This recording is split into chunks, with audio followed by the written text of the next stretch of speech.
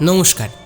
Your অক্টোপাসের সমস্ত শ্রোতা বন্ধুদেরকে স্বাগত জানাই আরও একটা নতুন গল্পে। আমি সৌভিক রয়েছি আপনাদের সঙ্গে এবং আজকে নিয়ে এসেছি আপনাদের সকলের প্রিয় অ্যাডভেঞ্চার গল্প এবং আপনাদের প্রিয় লেখিকা দেবদত্তা বন্দ্যোপাধ্যায়ের লেখা গল্প সীসামারা সরগরম নিয়ে। শুরু হচ্ছে আমাদের আজকের গল্প, অ্যাডভেঞ্চার রোমাঞ্চে ভরপুর সীসামারা সরগরম।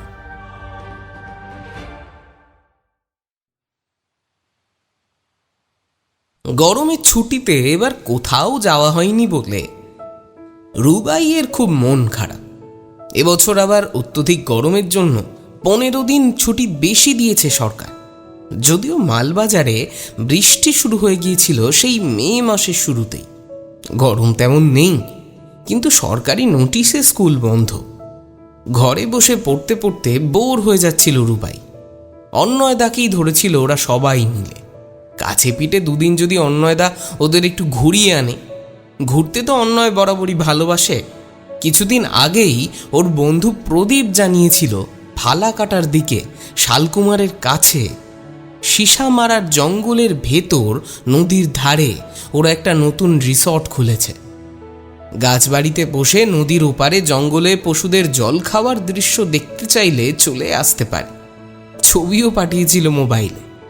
প্রথম দুটো গাছবাড়ি তোরসা আর ডায়ানাতে দোতলায় 2টো করে ডাবল বেডরুম, নিচেও 2টো করে ঘর, আর তৃতীয়টা তিস্তা। এটা সম্পূর্ণ নতুন। কয়েকটা গাছের গুঁড়ির মাঝে লোহার ঘোরানো সিঁড়ি উঠে গিয়েছে। লম্বা খোলা বারান্দায় সুন্দর বসার ব্যবস্থা।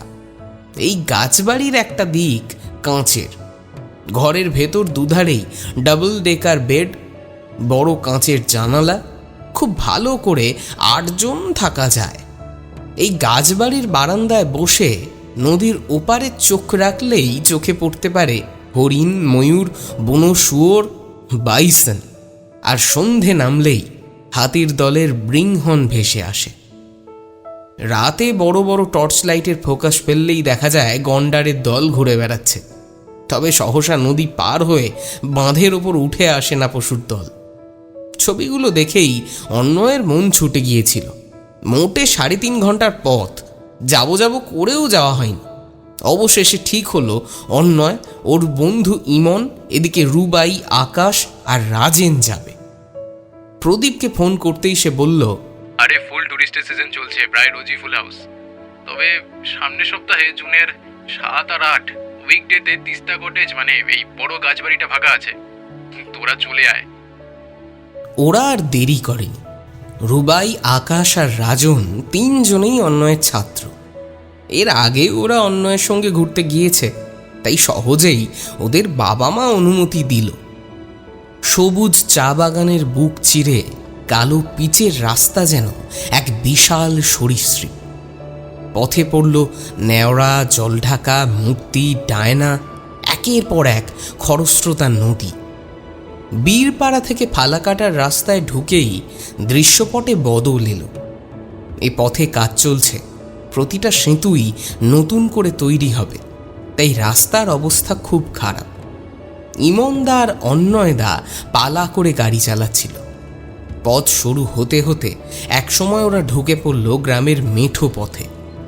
গুগল ম্যাপ দেখে অন্নয়দা বলল, সীসামারা আসলে জলদাপাড়ার পেছন দিকটা, আর 2 কিমির মতো পথ বাকি। রুবাই ভেবেছিল বেশ গভীর জঙ্গলের ভেতর দিয়ে যেতে হবে বোধহয়, কিন্তু দুধারে ধান ক্ষেত, পাট ক্ষেত আর সুপুরি বাগান। ঘন জঙ্গল তো নজরে পড়ল না। ও বলল, জঙ্গল কখন শুরু হবে?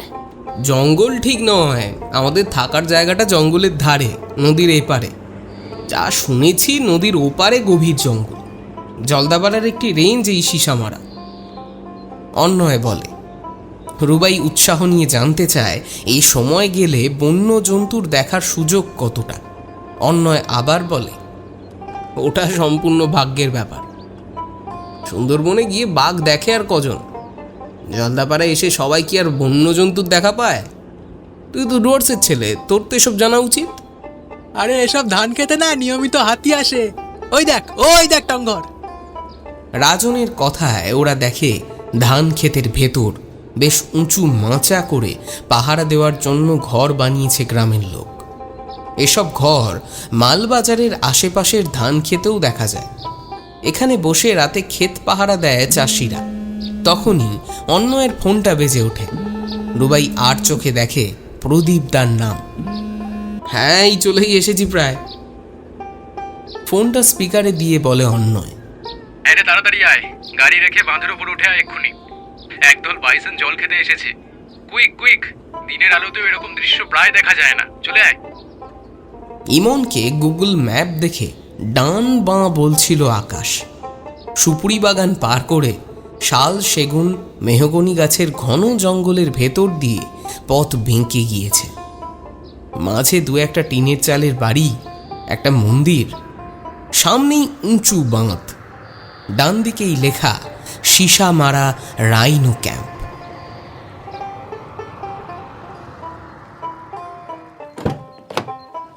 সেগুন গাছের নিচে গাড়ি রেখে ওরা সবাই বাঁধের উপরে উঠে এলো। ডান দিকে একটু এগিয়ে বাঁক নিয়েছে নদী, ওধারে ঘন জঙ্গল। দুটো বনতুলসীর ঝোপের ধারে তিনটে বাইসন দাঁড়ি, চারটে পা সাদা, যেন মোজা পড়ে আছে, গায়ের রং কালচে। প্রদীপদা বাঁধের ওপরে ওদের দেখে হাতছানি দিয়ে ডাকলো। ওরাও এগিয়ে এলো। রিসর্টটা বেশ অনেকটা জায়গা নিয়ে। শেষ গাছবাড়িটা একদম বাঁধের গায়ে। পেন্টাগনের মতন কাঠ আর কাঁচের ঘরটা ঝুলে আছে গাছের ফাঁকে। দেখেই মন ভালো হয়ে গেল। নদীতে এক হাঁটু জল, দুজন সেই জলে নেমে মাছ ধরতে ব্যস্ত। পাশেই বাঁধের গায়ে আরেকটা রিসর্ট, জঙ্গল ক্যাম্প। সব পাকা দোতলা ঘর। এ পাশের রিসর্টটা সবে রং হয়েছে, নাম মেঘমালা জঙ্গল লজ। বাইশানের ছবি তোলা হতেই রাজন চাপা স্বরে বলল, ওইদিকে দেখো। ওরা গলার স্বরে সবাই ঘুরে তাকায়। একটা হরিণ শাবক নদীর পাড়ে কচি ঘাস খাচ্ছে। নদীতে বড় মশারি দিয়ে মাছ ধরছে দুজন মহিলা। তাদের এসবের দিকে ভ্রুক্ষেপ নেই। আকাশ বলে, আচ্ছা, এই জঙ্গলে তো বাঘ আছে, ওরা ওভাবে মাছ ধরছে যে, ভয়টার নেই? প্রদীপদা একটু হেসে বলে, এখানে দিনের বেলাতে তেমন কোনো ভয় নেই। আর বাঘ বলতে তো চিতা, ওরা এদিকে আসে না। আসে হাতি, গন্ডার আর বাইসন। বাইসন কিন্তু খুব রাগী হয়। একা একটা বাইসন খুব ভয়ঙ্কর, ওরা অ্যাটাক করবেই। তবে নদীতে নামে না সচরাচর। আমরা নদীতে চান করতে পারবো? রুবাই জানতে চায়। হ্যাঁ, সে পারবে। আছো তো 2 দিন। আপাতত খেতে চলো, দুপুর 2 বাজে। এই নদীর টাটকা বরলি মাছের ঝোল খেয়ে দেখো, তারপর ঘরে যাবে। 3.5 ঘন্টার পথ হলেও দাঁড়াতে দাঁড়াতে এসেছিল বলে ওদের বেশ অনেকটা সময় লেগেছিল। রিসর্টের ভেতর প্রচুর গাছপালা, দোলনা, স্লিপ, মাঝে একটা বেশ সুন্দর খড়ের ছাউনিতে গাছের গুঁড়ি কেটে টেবিল চেয়ার বানিয়ে খাওয়ার ব্যবস্থা। এমনিতেই এই রিসর্টের খাবারের খুব সুনাম। ওদের জন্য প্রদীপদা স্পেশাল ব্যবস্থা করেছিল। ডাল, কুমড়ো ফুল ভাজা, মাছের মাথা দিয়ে কচুর শাক, উঁচো চিংড়ি দিয়ে মোচার ঘন্ট, 2 রকমের মাছ, হাঁসের ডিমের কষা, চাটনি, পাঁপড়, দই, মিষ্টি। এ যেন অনুষ্ঠান বাড়ির খাওয়া। খাওয়ার পর গাছবাড়িতে উঠে ওদের মন ভরে গেল। বারান্দায় দাঁড়ালেই সামনে পান্না সবুজ নদী, আর তার ওপারে ঘন সবুজ আদিম অরণ্য। মাথার ওপর ঝকঝকে নীল আকাশ। এই বারান্দায় বসেই কাটিয়ে দেওয়া যায় সময়। আর ঘরটাও বেশ সুন্দর। রাজন আর আকাশ ঢুকেই বলল ওরা ওপরের বেডে থাকবে।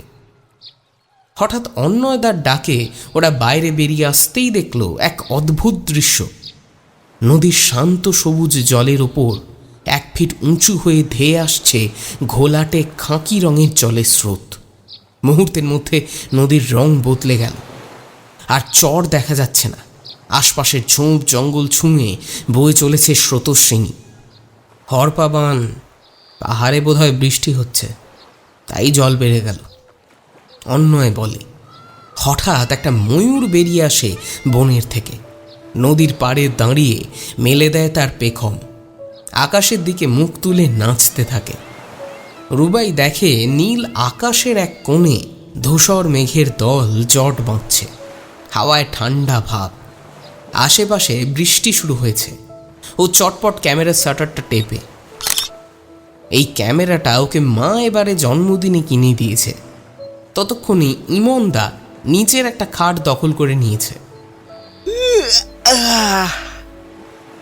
এই রাজকীয় খাওয়ার পর একটু না ঘুমোলে কি ঠিক হজম হবে না। এরপর আবার দেখেছি বিকেলে ডিমের পকোড়া, রাতে শুনলাম ফ্রাইড রাইস আর মুরগির মাংস, সঙ্গে আবার মাছের চপ। তাই আপাতত একটু শরীরটাকে রেস্ট দিয়ে নি, আর কিছু দেখা দিলে আমাকে ডাকিস। বলে শুয়ে পড়ল ইমনদা।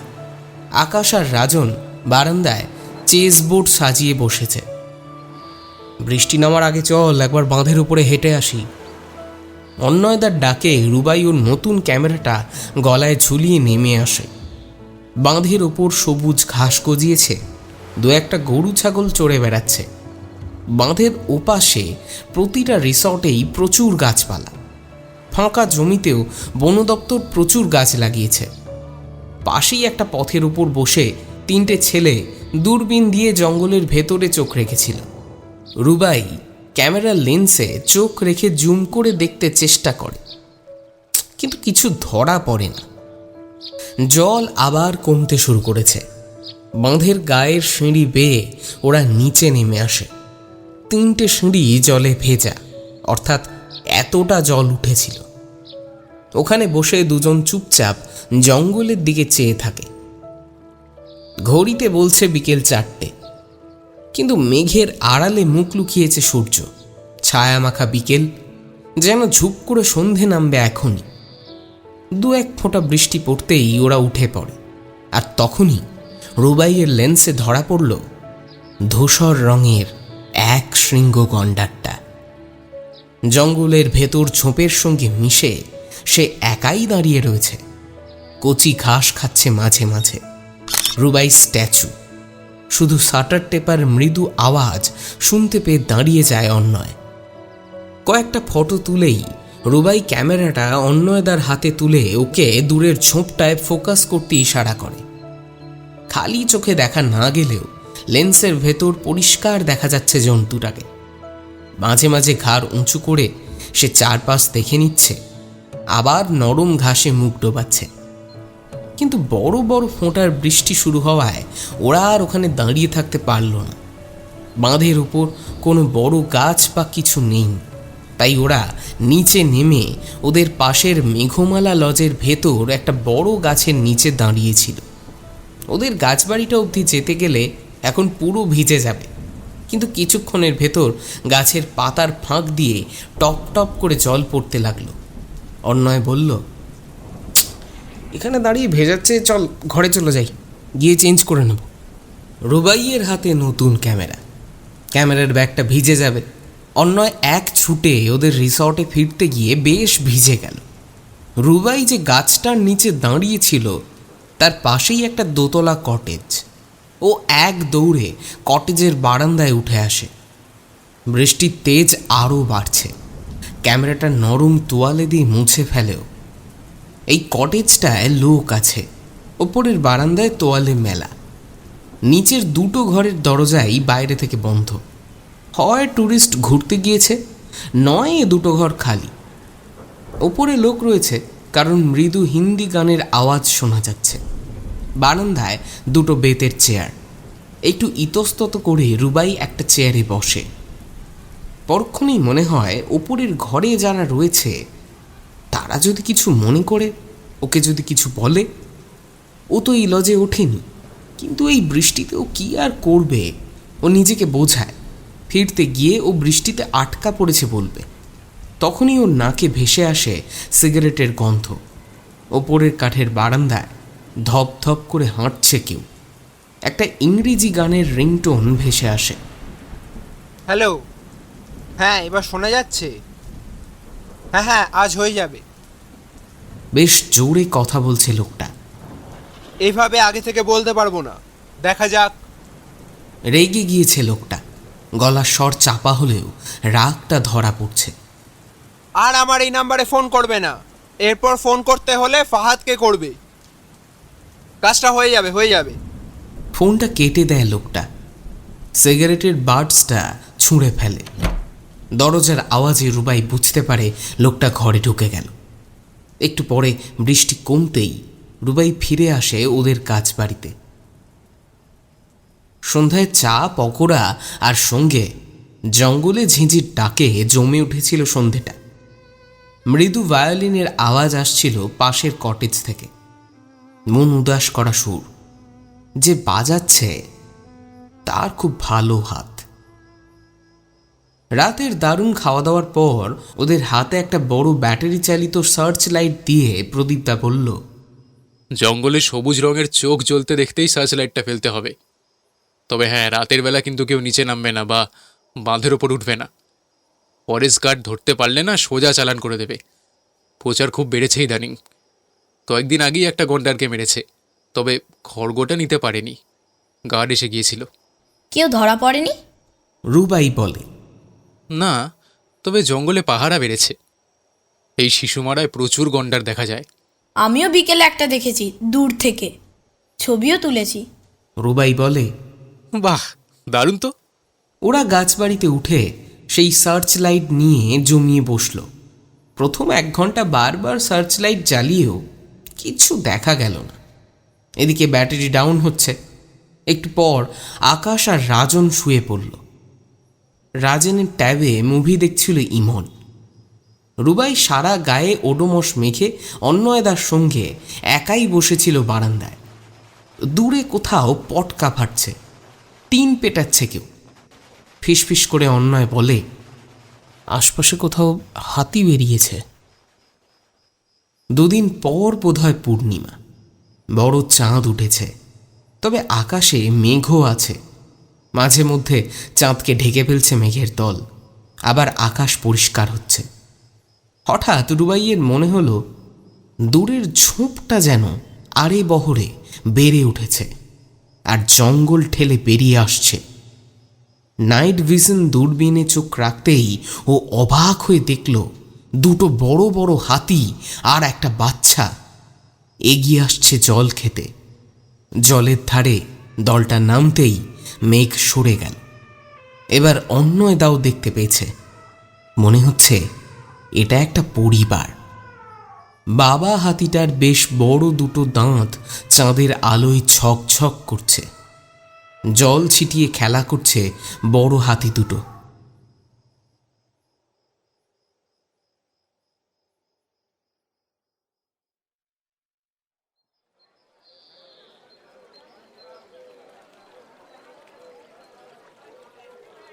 সকালে চিৎকার চেঁচামেচিতে রুবাইয়ের ঘুম ভেঙে গিয়েছিল। ওপরের বেড থেকে কাঠের সিঁড়ি বেয়ে নিচে নেমে এসেই ও দেখে বাঁধের উপরে জটলা। অন্যয় নিচে নেমে গিয়েছে, ইমনদা সিঁড়িতে, আকাশ আর রাজন অবশ্য গভীর ঘুমে। মোবাইলের ঘড়িতে 6:30। শেষ রাতে বৃষ্টি হয়েছিল, তবে এখন ঝকঝকে রোদ্দুর। ইমনের সঙ্গেই ও নিচে নেমে এলো। তখনই ফরেস্ট গার্ডের 2 গাড়ি পরপর বাঁধের ওপরে উঠে এলো। এগিয়ে গিয়ে খবরটা শুনে মনটা খারাপ হয়ে গেল রুবাইয়ে। আবার একটা গন্ডার মারা পড়েছে কাল রাতে। এবার খড়গোটা কেটে নিয়েছে প্রচার। মৃত গন্ডারটা নদীর ওপারেই জঙ্গলের ভেতর নাকি পড়ে রয়েছে। ভোরে ফরেস্ট গার্ডের চোখেই প্রথম পড়েছে ঘটনাটা। সীসামারা জঙ্গল জলদাপাড়ার একেবারে শেষ প্রান্তে, জলদাপাড়ার মেইন গেটের ঠিক উল্টো দিকে। এদিকে এই নদীটা থাকায় কাঁটা তারের বেড়া বা ব্যারিকেড নেই। নদীর এপারে গত 4-5 বছরে এই লজ বা রিসর্টগুলো তৈরি হয়েছে, আর তার সঙ্গে বেড়েছে পোচারদের হামলা। নদীর জল এখন অনেক কম। গাড়ি থেকে নেমে কয়েকজন বন দপ্তরের আধিকারিক নদী পার হয়ে ঘটনাস্থলে চলে গেল। ওপারেও কিছু গ্রামবাসী দাঁড়িয়ে। চোখে পড়ে রুবাইয়ের। তবে এই দৃশ্য দেখতে যাওয়ার খুব একটা শখ ওর নেই। মানুষের লোভের শিকার ওই নিরীহ পশু। কাল হয়তো ওই গন্ডারটার ছবিও তুলেছে। সকাল সকাল মনটা খারাপ হয়ে যায়। আজ ওদের হাতির পিঠে করে চিলাপাতার জঙ্গলে সাফারি করার কথা, কিন্তু এই ঘটনায় আজ সব জঙ্গল নাকি ট্যুরিস্টদের জন্য বন্ধ। চারিদিকে চেকিং শুরু হয়েছে। শেষ রাতে বৃষ্টির ভেতর কাজটা করেছে কোনো তস্কর। বৃষ্টিতে সব প্রমাণ ধুয়ে মুছে গিয়েছে। আস্তে আস্তে ভিড় পাতলা হচ্ছিল। কয়েকজন ট্যুরিস্ট ওর আশেপাশের পাথরে ছড়িয়ে বসেছিল। হঠাৎ ও কালকের সেই রিংটোনটা শুনতে পায়। এটা একটা বিদেশি গানের টিউন। ওধারে কালো ট্র্যাক প্যান্ট পরা লোকটা উঠে দাঁড়ায়, হাতের আধ খাওয়া সিগারেটটা ফেলে ফোনটা ধরে। এবার হাঁটতে হাঁটতে ফোনে কথা বলা শুরু করে। লোকটার গলা শোনা যাচ্ছে না, নিচু স্বরে কথা বলছে। বন্দুক বলল কি? শব্দটা দুবার শুনতে পায় রুবাই। ও একটু এগিয়ে যায় লোকটার দিকে। এবার লোকটা একটা ঝোপের আড়ালে দাঁড়িয়ে কিছু বলছে। এগিয়ে যেতেই রুবাই দেখে লোকটা ফোন পকেটে কুঁজে হন হন করে মেঘমালা রিসর্টের দিকে হাঁটতে শুরু করলো। রুবাই জানে এভাবে অন্যের কথা শোনা অনুচিত, কিন্তু তবুও ওর লোকটাকে দেখে কেমন যেন লাগছে। আসলে লোকটার কপালে একটা কাটা দাগ ওর মুখটাকে ভয়ঙ্কর করে তুলেছে। অন্নয়দা ওকে দেখে বলে, সাফারি হবে না আজ, তবে চা খেয়ে আমরা নদীতে চান করতে যাব। জল বেশ পরিষ্কার এখন। চটপট তোর বন্ধুদের তুলে দে। ওই লোকটাকে তুমি দেখলে তো? কে? কার কথা বলছিস? আপনারা কি জলের ধারে ঝোপে ঝাড়ে গিয়েছিলেন? চোখ রয়েছে কিন্তু, একটু হাত পাটা চেক করে নিন। চোখ লাগলে ভয় পাবেন না, আর কিন্তু হাত দিয়ে ছাড়াবেন না, লবণ চেয়ে নেবেন। রিসর্টের এক কর্মচারী ওদের দেখে বলে। ওরা চটপট নিজেদের হাত পা চেক করে। না, জোঁক নেই। ততক্ষণে ইমন আকাশদের নিয়ে চায়ের খোঁজে হাজির। রুবাই চটপট মুখ ধুয়ে আসে। জলখাবার খেতে খেতে গল্প করছিল ওরা। ব্রেকফাস্টে আজ লুচি, তরকারি আর মিষ্টি। আসলে সবার মন পড়ে আছে জঙ্গলের দিকে। তখনই একটা ফরেস্ট ডিপার্টমেন্টের গাড়ি এসে ঢুকলো। প্রদীপদা এগিয়ে গেলেন। একজন অফিসার জানালেন যে এই এলাকায় মোট 4টে রিসর্ট। 4টের মধ্যে যে কোনোটায় অপরাধে লুকিয়ে থাকতে পারে, এমনটাই খবর আছে। তাই সব গেস্টদের চেকিং হবে। আশেপাশের সব হোটেল রিসর্টেও হচ্ছে। চেকিং ছাড়া চেক ইন চেক আউট কোনোটাই হবে না। রুবাই অন্নয়দার দিকে তাকিয়ে বলে, আমাদেরও চেকিং হবে? হতেই পারে, ভয় পাওয়ার তো কিছু নেই। সৎ নাগরিক হিসেবে আমরা সব সময় সহযোগিতাই করব। আকাশ আর রাজন খেতে খেতে সব দেখছিল। ঘুম থেকে উঠেই ইমনের মুখে সব শুনেছে ওরা। রাজন বলে, আরে চেক আউটের জন্য চেকিং করেছে সেটা ঠিক আছে, কিন্তু চেক ইন যারা করবে তাদেরও আবার চেক করতে চাইছে কেন? কারণ মনে কর কাল রাতে যারা কুকর্মটি করেছে তারা হয়তো কাল কোথাও ওঠেনি, বা কাল বিকেলে চেক আউট করেছে। আজ সকালে তারা নতুন কোনো হোটেলে চেক ইন করলো, কারণ আজ রাস্তাঘাটে প্রচুর চেকিং হবে, লোকগুলো পালাতে পথ পাবে না, আশেপাশের হোটেলে উঠবে, তাই সবার চেকিং হবে। পাশের ছোট দোতলা ডায়ানা কটেজটা থেকে দুজন লোক সিঁড়ি দিয়ে নিচে নেমে আসে। একজনের কাঁধে ভায়োলিন বক্স। নামতে নামতে অন্যজন বলে, ব্রেকফাস্ট রেডি তো? আমাদের লাগেজ ওঠেছি গাড়িতে। কর্মচারীটা মাথা নাড়ে, বলে, স্যার খাবার রেডি, তবে একটু চেকিং হবে স্যার, শুনেছেন তো সব? হ্যাঁ, চেকিং তো আজ হবেই। গাড়িও দেখবেন তো? বন দপ্তরের দুজন গার্ড মাথা নেড়ে এগিয়ে আসে। দুটো পিঠের ব্যাকপ্যাক খুলে দেখায় ওরা। ভায়োলিন বক্সটা ডাইনিংয়ে রেখে কালো ভার্না গাড়িটা খুলে দেয় অন্যজন। লাগেজ আর গাড়ি চেক করে ছেড়ে দিল ফরেস্ট গার্ড।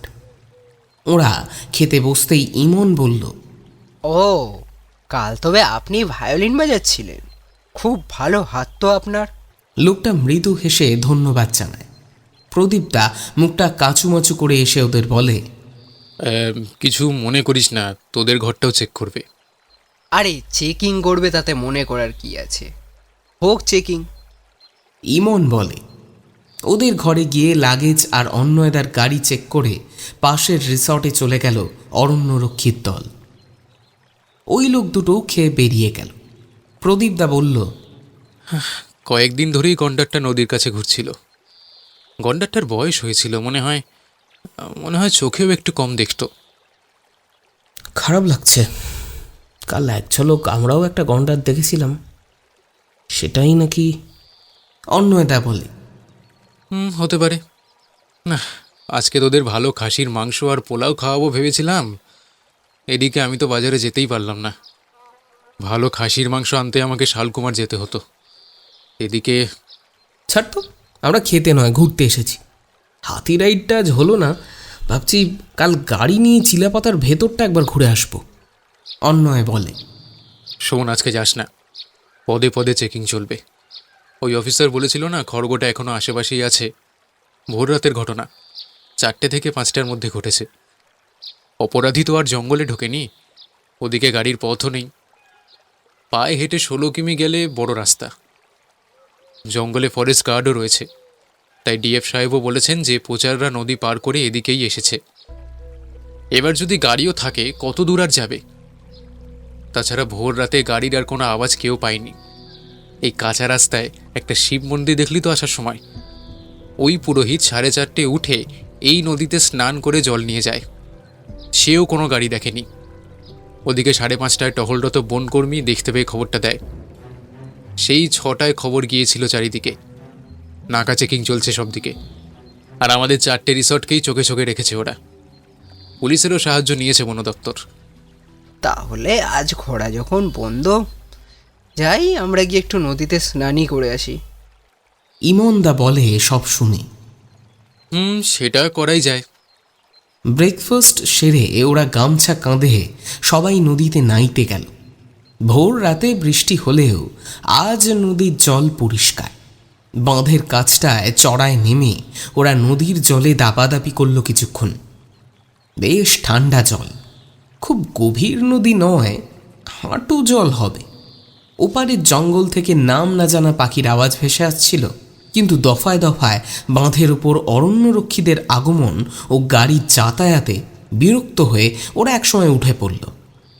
রিসর্টে ঢুকে দেখে তুমুল ঝামেলা চলছে একটা পরিবারের সঙ্গে ফরেস্ট গার্ডে। পরিবারটা নাকি 1 ঘন্টা আগেই চেক ইন করেছে। একটা ফুটফুটে 1-1.5 বছরের বাচ্চা সহ তার বাবা মা আর একজন অল্পবয়স্ক কাপল। ফরেস্ট গার্ড খবর পেয়ে এসে একবার এদের জিনিসপত্র গাড়ি চেক করতে চেয়েছে, তাতে এদের অপমানে লেগেছে। ভদ্রলোক অন্যদেরকে দেখে বলে, আচ্ছা আপনিই বলুন তো দাদা, বউ বাচ্চা শালার বউ নিয়ে এসেছি, আমাদের দেখে কি চোর জচ্ছর মনে হচ্ছে? আরে তা নয় দাদা, আমিও ছাত্রদের নিয়ে এসেছি, আমাদের ঘরেও তো চেকিং হয়েছে। অন্যয় বলে, বাচ্চাটা খুব ফুটফুটে, দোল খাচ্ছে ওর মায়ের কোলে বসে। ওর মা সাইড ব্যাগ থেকে একটা দুধের বোতল বার করে দোলনায় বাচ্চাটাকে নিয়ে খাওয়াতে থাকে। দুধ খাওয়াতে খাওয়াতে মহিলা বলে, হ্যাঁ হ্যাঁ, চেকিং যখন করবেই তখন আমার এই সাইড ব্যাগটা আর ওই বনির হাগিজের বড় প্যাকেটটা যেটা গাড়ির মধ্যে ওই সিটে রয়েছে সেই দুটোও দেখতে বলো। কুল ডাউন মিতু, আরে ওরা তো ওদের ডিউটি করছে, ওদের চেকিং আগে শেষ হোক, তারপরেই না হয় ঘরে ঢুকবে। এই সমস্ত ফালতু ব্যাপার স্যাপার আগে জানলে আসতামই না। বাচ্চাটার খাওয়া শেষ, ঘুমিয়ে গিয়েছে। এবার মাটা একটু যেন ঠান্ডা হলো। ওদের চেকিং হয়ে গিয়েছিল, এবার ওরা দোতলায় উঠে গেল। লাঞ্চ করে এসে রুবাই, আকাশ আর রাজন দোতলায় বসেছিল। খাওয়ার পর ঘুমানোর অভ্যেস ওদের নেই। আজ বারান্দায় বসে বন্য জন্তু দেখার আশা নেই, কারণ বারবার বনকর্মী থেকে রিসর্টের সবাই ওই অরণ্যে প্রবেশ করছে। একটু আগে 2টো হাতি দেখতে পেয়ে আকাশ খুব খুশি হয়ে যখন ওদের ডাকলো, দেখা গেল ওগুলো বন দপ্তরের পোষা হাতি, টহল দিতে বেরিয়েছে। পিঠে মাহুত রয়েছে। গন্ডারের বডিটা দুপুরে নিয়ে গিয়েছে বন দপ্তর। রুবাইরা স্নান করে ফেরার পথে খুব কাছ থেকে দেখেছে গন্ডারটাকে। এসব ভাবতে ভাবতে রুবাই আবার বাঁধের ওপরে উঠে আসে। একজন রেঞ্জারের সঙ্গে অন্নয়দা কথা বলছিল। ভদ্রলোকের নাম তরুণ হালদার। উনি মালবাজারে ছিলেন, তাই অন্নয়দার পরিচিত। উনি বললেন, গন্ডার শিকার করা পোচারদের কাছে সহজ কাজ, কারণ গন্ডার রোজ ওই একই জায়গায় মল ত্যাগ করে। পোচাররা ওই স্তূপাকৃতি মল থেকে বুঝতে পারে যে পরদিন গন্ডার আবার ওখানেই আসবে। ওরা আশেপাশে কোনো ঝোপে লুকিয়ে থাকে, আর গন্ডার মল ত্যাগ করতে এলে ওর ওই পেছনে নরম অংশে গুলি চালায়। এক্ষেত্রেও তাই হয়েছে আশা করি। পাশের ঝোপে দুটো সিগারেটের বার্ডস পাওয়া গিয়েছে, সেসব ফরেন্সিকেও গিয়েছে। রুবাই জানতে চায়, আচ্ছা, কোন ধরনের রাইফেল বা বন্দুক দিয়ে মেরেছে গন্ডারটাকে? নর্মাল রাইফেল, 3টে গুলি করেছিল। সাইলেন্সার লাগানো ছিল বা যতদূর সম্ভব, তাই আর কেউ আওয়াজ পায়নি। কেউ ধরা পড়েছে? এখনো পর্যন্ত নয়, তবে কড়া চেকিং চলছে। তাছাড়া গন্ডারের খড়গ পাচার করা বেশ কঠিন কাজ হবে। আমাদের ধারণা তস্কর আশেপাশেই লুকিয়ে আছে। কড়াকড়িভাবে নজর রাখছি আমরা। রেঞ্জার সাহেব চলে যেতেই অন্নয়দা দূরবীনে চোখ রেখে বাঁধের ওপর একটা বড় পাথরের ওপরে এসে বসে পড়ে। রুবাই পাশে এসে বসে, বলে, কি গো, আজ কিছু দেখতে পেলে? 2টো হরিণ আর একটা খরগোশ। আমি অন্য কিছু বলছি, মানে তোর কি মনে হয় পোচার আবার অকুস্থলে ফিরে আসবে? না, মানে উনি তো বললেন পোচা লুকিয়ে আছে এদিকেই। আমার না একজনকে সন্দেহ হচ্ছে। এই পাশের কটেজের লোকটা না একটু কেমন যেন। অন্নয়দা ওর দিকে ঘুরে বলে, কার কথা বলছিস? কেন সন্দেহ হলো? আমি জানি না, কিছু কথা, লোকটার চেহারা। রুবাই ছোট হলেও যেহেতু এর আগে বহু রহস্য সমাধান করেছে, তাই অন্যয় ওর কথাতে যথেষ্ট গুরুত্ব দেয়। কাল যখন বৃষ্টিতে আটকা পড়লাম, ওই পাশের রিসর্টের একটা কটেজের বারান্দায় উঠে দাঁড়িয়েছিলাম। তখন লোকটা কারো সঙ্গে ফোনে কথা বলছিল। ভাঙা ভাঙা কথা শুনে একটা খটকা লাগলেও তখন কিছুই বুঝিনি। কিন্তু আজ সকালে লোকটাকে দেখে কেমন যেন লাগলো। লোকটার কপালে একটা কাটা দাগ আছে। ফোনে যখন কথা বলছিল তখন বন্দুক শব্দটা আমার কানে লেগেছে। মাস্টার রুবাইয়ের খটকা লাগলে আমাকে তো ভাবতেই হবে। চল একবার ঘুরে আসি। কিন্তু কি বলবো? নাম জানিস লোকটার? সকালে যখন ওর ফোন এলো, ও বলল জেডি স্পিকিং। নাম তো ওতেই হবে, চল। ওরা পাশের রিসর্টের রিসেপশনে ঢুকে পড়ল। যে ছেলেটি বসেছিল তাকে অন্যয় বলল, নমস্কার, আপনাদের রিসর্টটা দেখে খুব ভালো লাগলো। তবে আমরা যদি এবারে এর পাশেরটায় উঠেছি, একটু এই রুমগুলো দেখা যাবে? Extremely sorry sir, full house চলছে। আসলে সব ঘরেই গেস্ট রয়েছে, তবে রুমের ছবি দেখাতে পারবো। অন্যয় ছবিগুলো মোবাইলে নিয়ে নেয়। তারপর বলে, আমার এক বন্ধু জেডির আসার কথা ছিল আপনাদের এখানে। জেডি কি এসেছে এখানে? JD full name sir? ভাই, আমরা তো জেডিই বলি, পুরো নামটা। আচ্ছা, ওর কপালে এখানে একটা কাটার দাগ আছে। বলতে বলতে রুবাইয়ের দিকে তাকিয়ে চোখ টেপে অন্যয়।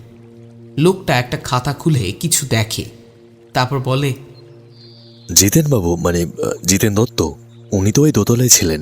একটু আগেই চেক আউট করলেন, কিন্তু কতক্ষণ আগে? লাঞ্চ করেই, এই ঘন্টাখানেক হবে। নতুন গেস্টও এসে গিয়েছে ওই ঘরে। শিট, দেখা হলো না। আচ্ছা, ওর ফোন নাম্বারটা আমার এই ফোনে নেই। নাম্বারটা যেন কত?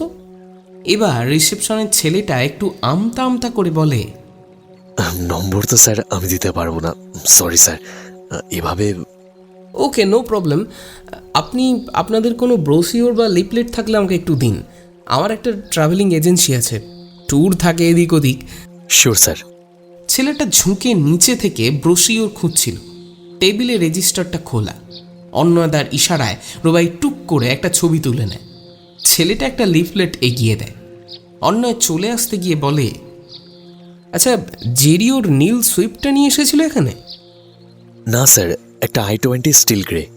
ও আচ্ছা, নতুন গাড়িটা এনেছিল। ঠিক আছে চলি ভাই।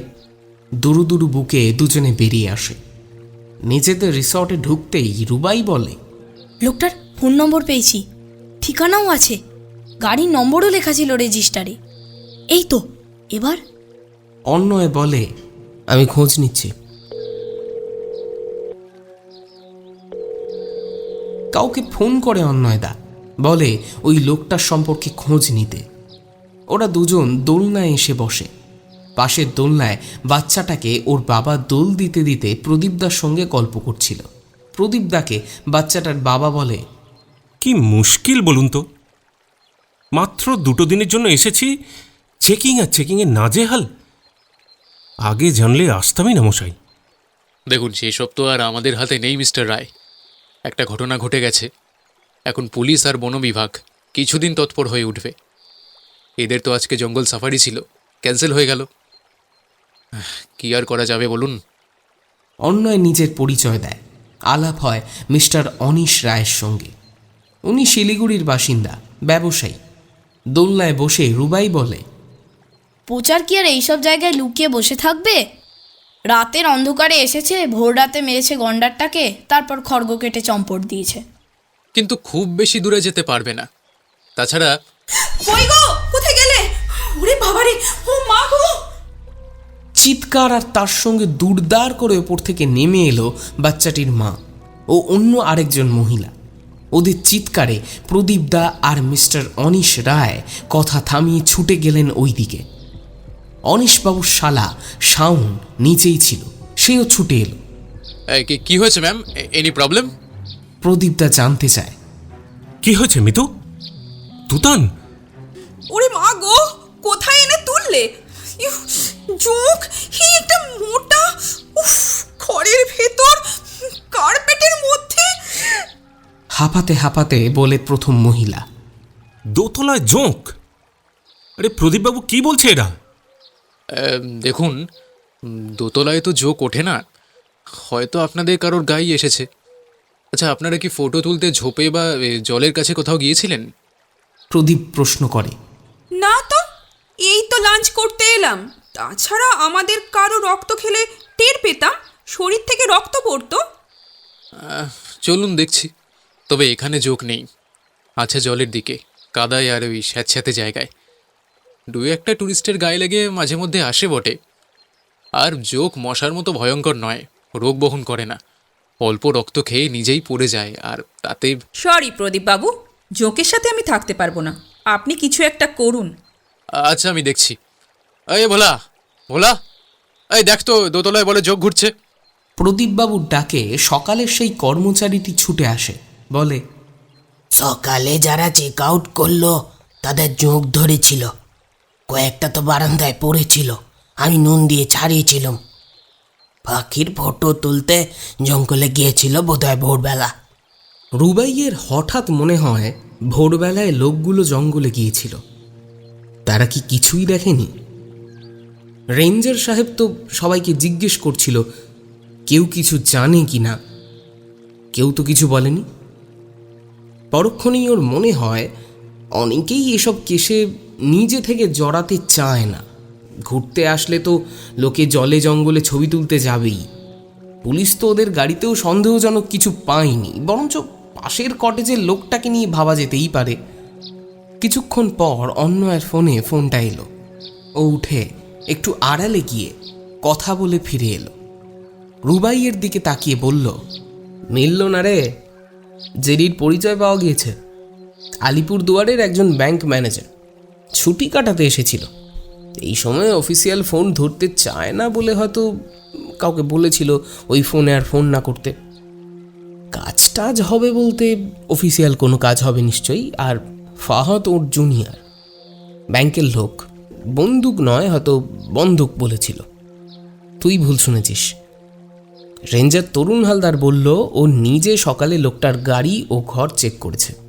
তাছাড়া ওর সিগারেটের ব্র্যান্ডও আলাদা। তবুও আলিপুরে ওর গাড়ি দ্বিতীয়বার চেক করা হয়। ক্লিন চিট পেয়েছে জেডি। কপালে কাটা দাগ হলেই কি সবাই চোর ডাকাত হয়? রুবাই একটু লজ্জা পাচ্ছিল। সত্যিই ও একজন ভালো মানুষকে ভুল ভেবেছে।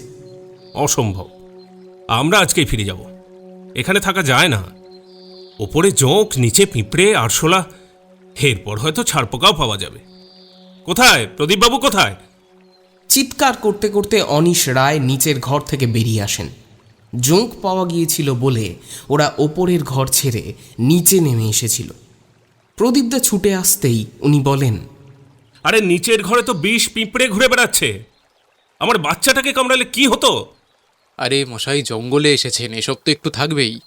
বর্ষাকালে পিঁপড়ে, পোকামাকড় এসব তো হবেই।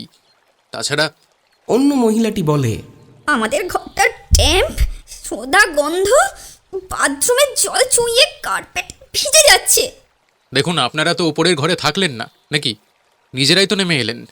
বাচ্চাটির মা বলে ওঠে, আমার ইনসেক্ট ফোবিয়া আছে, চোখ দেখার পর উপরে থাকলে অসুস্থ হয়ে পড়তাম। উফ, তাই তো নিচে এলাম। এখানে এসেও পিঁপড়ে মাকড়সা কি নেই। আরে আমাদের তো দুদিনেরই বুকিং ছিল, কিন্তু বাচ্চা নিয়ে তো এই পরিবেশে থাকা যায় না মশাই। আমরা চেক আউট করতে চাই, এবং সেটা আজই। আরে কিন্তু জঙ্গলে ইনসেক্ট থাকবে, সেটাই তো। আরে চুপ করুন তো মশাই, এর আগে আমরা জলদাপাড়া, জয়ন্তী, গরুমারা, এমনকি কাজিরাঙ্গা পবিতরাও ঘুরে এসেছি। কোথাও তো জোঁক এমন ঘরের মধ্যে পাইনি। আর ওই 20 পিঁপড়ে,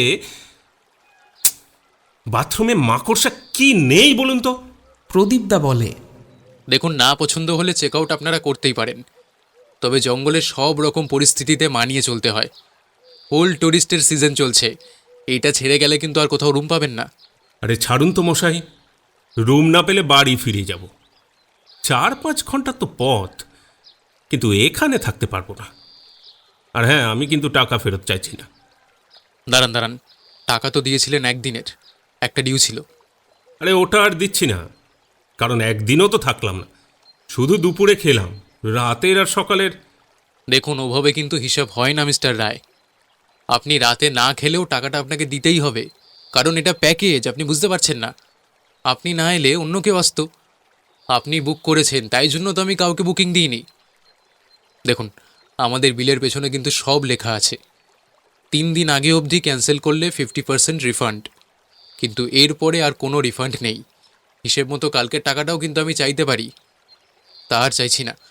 আপনি চেক আউট করতেই পারেন, কিন্তু যে কারণ দেখাচ্ছেন সেটা কোনো কারণের পর্যায়ে পড়ে না। প্রচুর গেস্ট এসে এসব রুমে থেকেছে, কারোর কোনো সমস্যা হচ্ছে না, আর আপনারই একা সমস্যা। বাচ্চার মা বলে, কারো সমস্যা হচ্ছে কি হচ্ছে না তা জানার দরকার নেই, আমার সমস্যা হচ্ছে। এই তোমরা গাড়িতে ওঠো। এই শাওন, ব্যাগগুলো তুলে দে, আর রুম দুটো একবার দেখেও নে। অনিশ রায় ও তার পরিবার দুটো পিঠের ব্যাগ ও ছোট একটা ট্রলি নিয়ে গাড়িতে উঠল। বাচ্চাটা এখন ওর মামার কোলে ঘুমাচ্ছে। ওর মায়ের হাতে একটা ঢাউস হাগিজের প্যাকেট। রুবাই ভাবছিল 2 দিনে কত হাগিজ লাগে। রুবাই প্রদীপদাকে বলে, আচ্ছা, এদের চেকিং হবে না?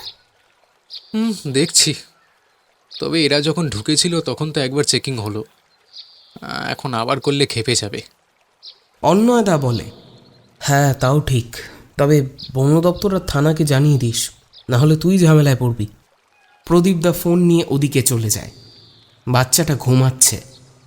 মহিলা দুজন গাড়ির পেছনে বসতেই ঘুমন্ত বাচ্চাটাকে ওর মামির কোলে দিয়ে মামা সামনের সিটের দিকে এগিয়ে গেল। প্রদীপদা ফোন রেখে এগিয়ে গেল ওদের গাড়ির দিকে, বলল, দেখুন, চলেই যখন যাচ্ছেন তখন একটা ছোট্ট রিকোয়েস্ট, আরেকবার চেকিং হবে, গার্ড আসছে এক্ষুনি। অনিশ রায় ধৈর্য হারিয়ে চিৎকার করে বলে ওঠেন, এই দেখুন, এইবার কিন্তু সহ্যের বাইরে চলে যাচ্ছে ব্যাপারটা। What checking? 3-4 ঘন্টা আগেই তো চেকিং হলো। এর ভেতর না জঙ্গলে গেছি, না আপনার রিসর্টের বাইরে একটা পা রেখেছি, তাহলে কেন এই চেকিং? শুনুন, চেঁচাবেন না।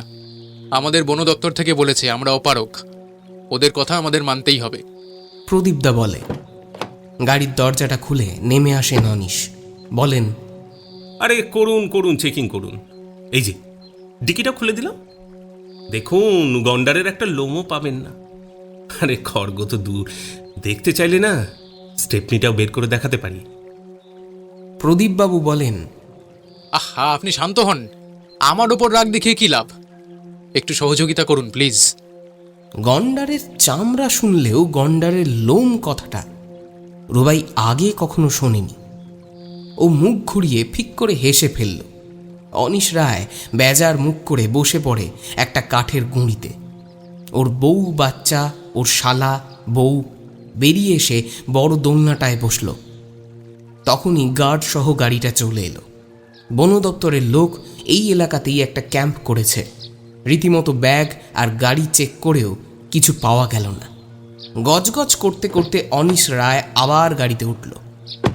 বউটা বাচ্চাটাকে নিয়ে উঠে দাঁড়াতেই হাগিজের প্যাকেটটা পড়ে গেল ওর কোল থেকে।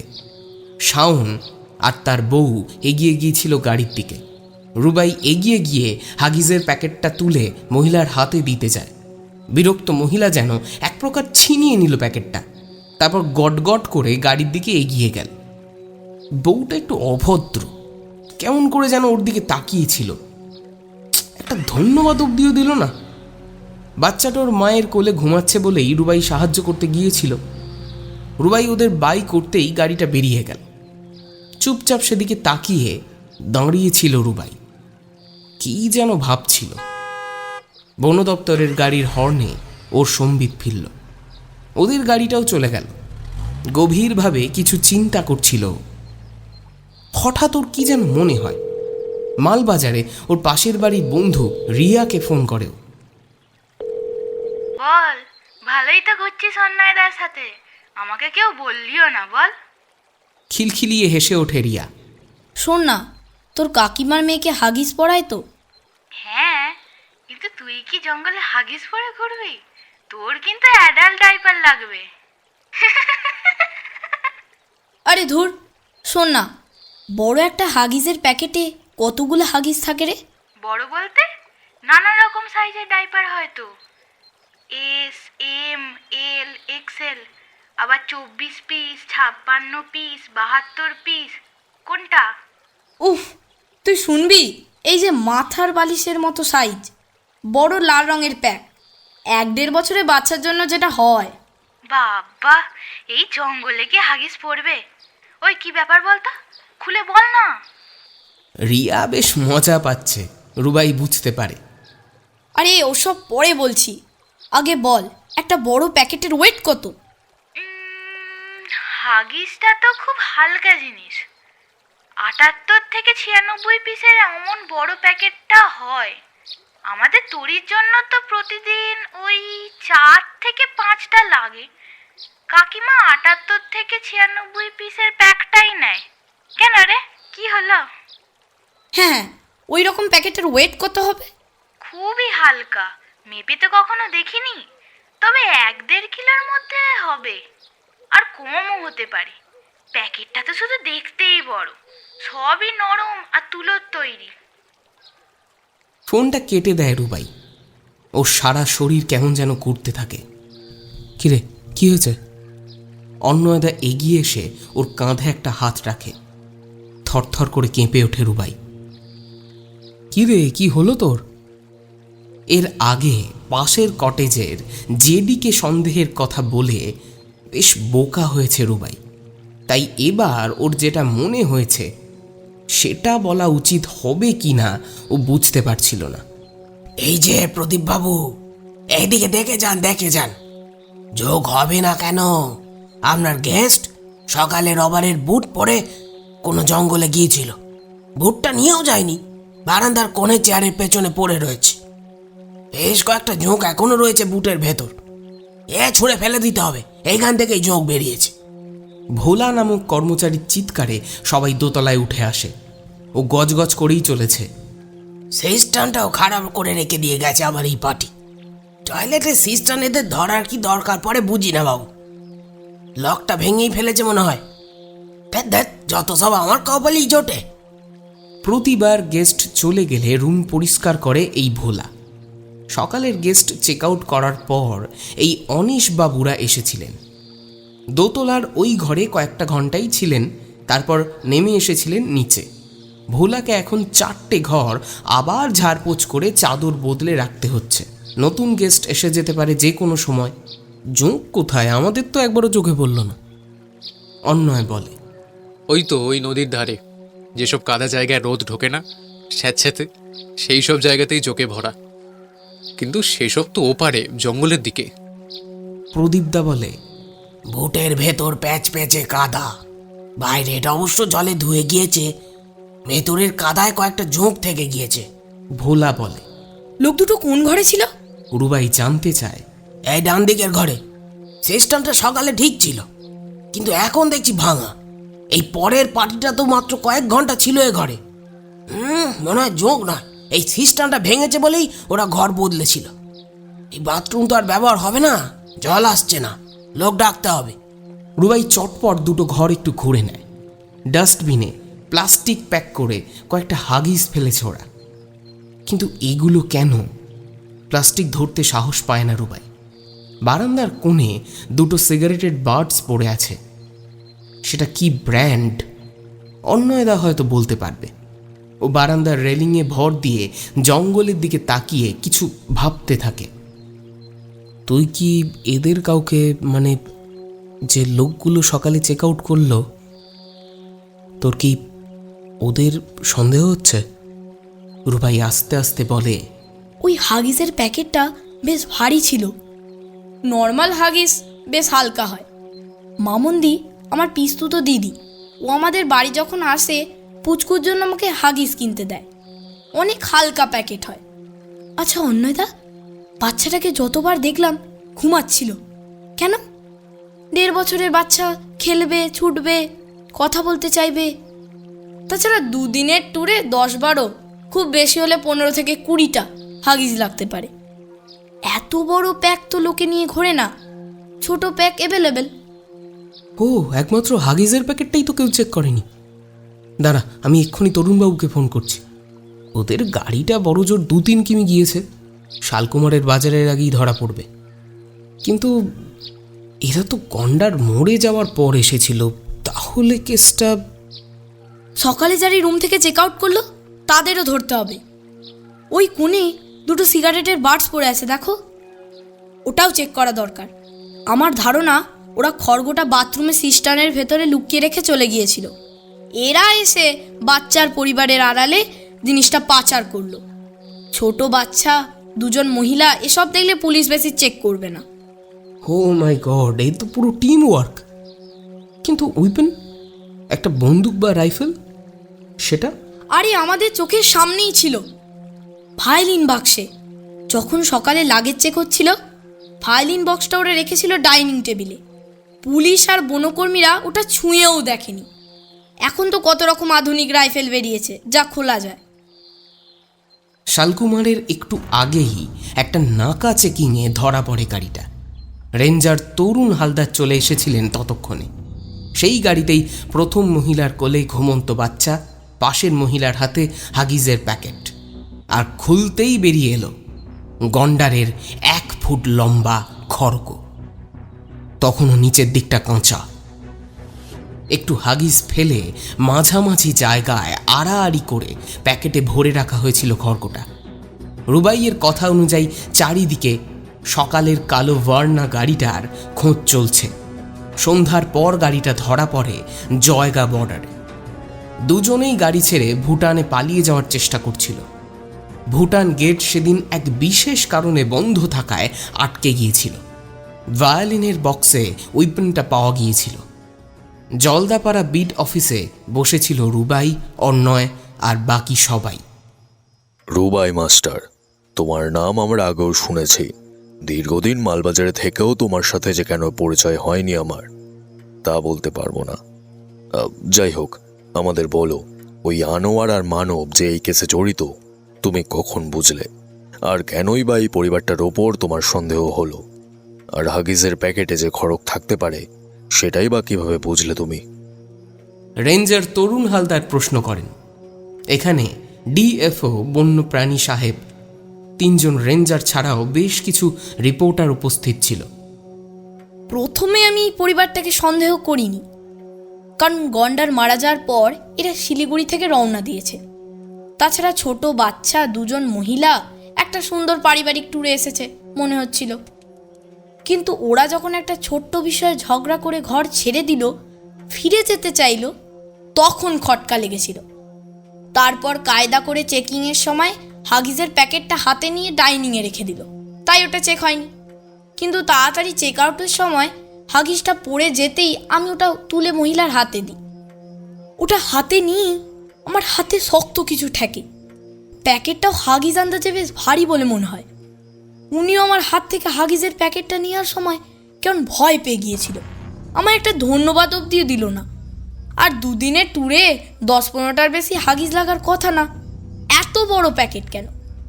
বাচ্চাটাকে যতদূর দেখেছি খালি ঘুমাচ্ছে আর বোতলে দুধ খাচ্ছে। 1-1.5 বছরের বাচ্চারা তো ভাত খায়, এত ঘুমায় না। এগুলো সব মাথায় ঘুরছিল। ডিএফও সাহেব বলেন, যা জেনেছি বাচ্চাটা যতদূর সম্ভব ভাড়া করা, ওদের বাচ্চা নয়। এর ভেতর দোতলার ঘরে ওরা মাত্র ঘন্টাখানেক ছিল। সেই ঘরে অনেকগুলো হাগিজ প্লাস্টিকের প্যাকেটে ভরে ডাস্টবিনে ফেলেছে। একটার বেশি কেন ফেললো, এটাও প্রশ্ন। একটা হাগিজ তো অনেকক্ষণ যায়। আর আমার মনে হয়েছিল ওগুলো ব্যবহার করাই হয়নি। আসলে বেশ কিছু হাগিজ ফেলে তো খড়গোটা ভরেছিল, তাই। কিন্তু সবচেয়ে বড় যে খটকাটা মনের মাঝে ছিল, ওরা খড়গোটা পেল কি করে, সেটাও বুঝলাম প্রদীপদার সাথে কথা বলে। অনিশ রায় ঘর বুক করার সময় মেনশন করেছিল যে ডায়না কটেজের দোতলা রুম দুটো চাই। আবার আগের পার্টি ওখানেই উঠেছিল। সকালে যখন ওরা চেক আউট করে তখন সন্দেহ হয়নি। ভোলাদা যখন বলল সকালের গেস্ট বুট জুতো ফেলে রেখে গিয়েছে, তাতে রয়েছে জোঁক আর কাদা, আবার ওরা নাকি ভোরবেলা জঙ্গলের দিকে গিয়েছিল পাখির ছবি তুলতে, তখন সন্দেহ হয়েছিল। ওরা জলার ওপারে ঝোপের ভিতর অন্ধকারে গন্ডারের জন্য ওয়েট করছিল, তখন যোগ ধরেছিল। ওদিকে ভোলাদার কথা মতো সিস্টানটা অনিশবাবুরা আসার পর ভেঙেছে। কিন্তু গেস্টরা সিস্টান খুলতে যাবে কেন? ঠিক, একদম ঠিক। এইবার দুয়ে দুয়ে মেলালে 4 হয়ে যাবে। আনোয়ার আর মানব খড়গোটা কেটে প্যাক করে সিস্টনে রেখে যায়, আর অনিশদের ওপর দায়িত্ব ছিল ওটা পাচার করার। ওরা ভেবেছিল বউ বাচ্চা সঙ্গে থাকায় কারো সন্দেহ হবে না। খড়গোটা হাতে পাওয়ার পর ওরা রুম ছেড়ে দিতে চায়। নিচের রুম খালি থাকায় একটু সমস্যায় পড়ে যায়, নয়তো তখনই চেক আউট করতো। কিন্তু এরপর পিঁপড়ে আর পোকামাকড়ের কথা বলে প্রদীপবাবুর সঙ্গে ঝামেলা করে আলটিমেটলি ওরা বেরিয়ে পড়ে। হয়তো ভেবেছিল কয়েক ঘন্টার ভেতরে বেরিয়ে গেলে আর হয়তো চেকিং হবে না। হ্যাঁ ঠিক, এটাই হয়েছিল। সেদিন রাতে অপূর্বর ভায়োলিনের আওয়াজ শুনেছিলাম আমরা, কিন্তু আজকে জানলাম ভায়োলিনের খাপে ছিল বন্দুক। ও রেকর্ড বাজিয়েছিল যাতে রাতে কারো সন্দেহ না হয়। আনোয়ার আর মানব বেশ কিছুদিন রেইকি করছিল গন্ডারটা কোথায় মলত্যাগ করে তা দেখে নিয়ে। ওরা 2 দিন আগে ওই রিসর্টে এসে উঠেছিল। তারপর ভোর রাতে প্ল্যান মতো ওই গন্ডারটাকে মেরেছে ওরা। ব্রাভো রুবাই, এবারে তোমার জন্য এত বড় দলটা ধরা পড়ল। আমাদের টিম তো ওদেরকে চেক করেই ছেড়ে দিয়েছিল। রুবাইকে আমরা ওর বুদ্ধি আর সাহসের জন্য পুরস্কৃত করব। সবাই হাততালি দিয়ে ওঠে। আকাশ আর রাজেন বলে, এবার রুবাইয়ের জন্য সীসা মরা সরগরম। ও যেখানে যায় রহস্যর সঙ্গে যায়। রুবাই শুধু বলে, না না, যারা ধরা পড়লো তাদের যেন কঠিন শাস্তি হয়, এটুকুই আমি চাই। শুধু বারবার ওর চোখের সামনে ভেসে ওঠে সেদিন জঙ্গলে দেখা গন্ডারটার ছবি। তৃণভোজী প্রাণীটা আপন মনে নিজের অঞ্চলে ঘুরে বেড়াচ্ছিল। ওদের দেখতেই এত টুরিস্ট ছুটে আসে, অথচ একদল হিংস্র লোভী মানুষ নিরীহ প্রাণীটার বেঁচে থাকার অধিকারটুকুও কেড়ে নিল। এই মানুষেরাই নাকি সবচেয়ে উন্নত জীব। ও মনে মনে প্রার্থনা করে, ভগবান এসব মানুষকে শুভ বুদ্ধি দাও, যাতে তোমার তৈরি বন্যপ্রাণীদের আমরা রক্ষা করতে পারি।